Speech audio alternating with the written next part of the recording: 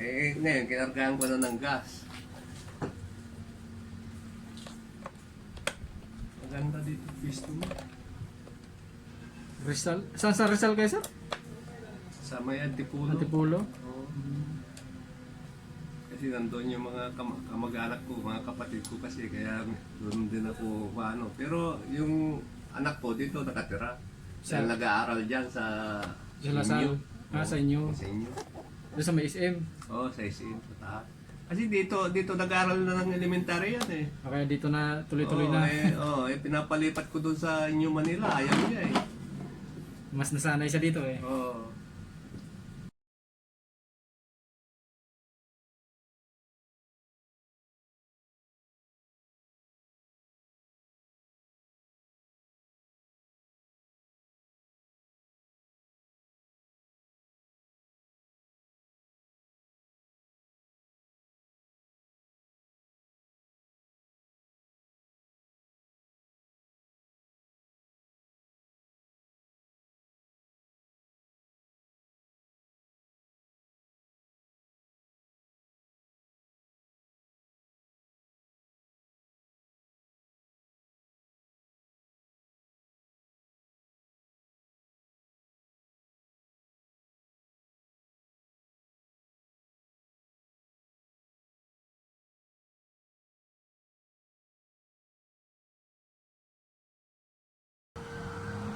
May pa rin yan eh.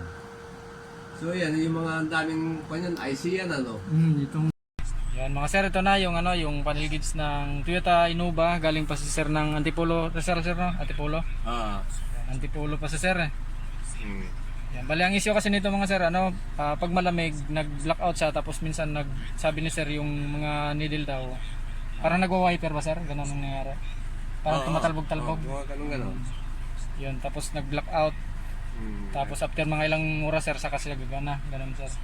Minsan nga, hindi gumana eh. Minsan talaga kahit biyahe na kayo sir, hindi talaga gana.